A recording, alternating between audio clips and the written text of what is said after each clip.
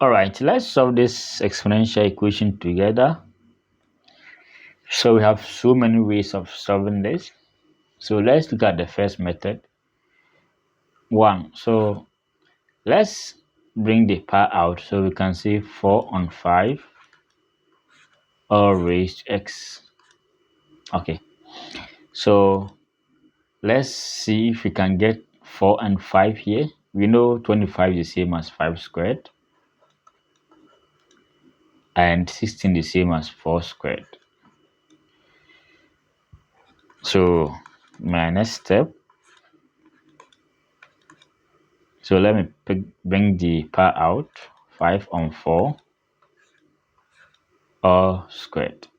Now remember 4 on 5 is different from 5 on 4, so let's make the bases equal.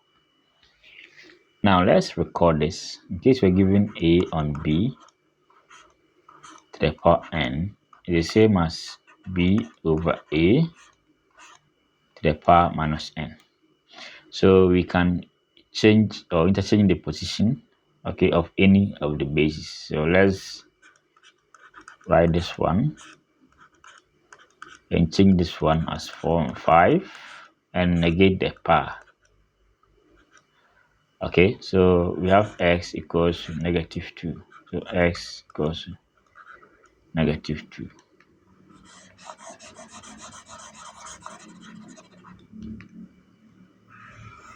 Now method 2, let's do cross multiplication. So we have this times that and this times that. So we have 4 to the power x times 16, and we have 5 to the power x times 25. As simple as that. So let's change this 16 to 4 to the power 2. Since 4 to the power 2 is 16, 4 raised to x times 4 to the power 2, and we can do same here, 5 to the power x times 5 to the power 2.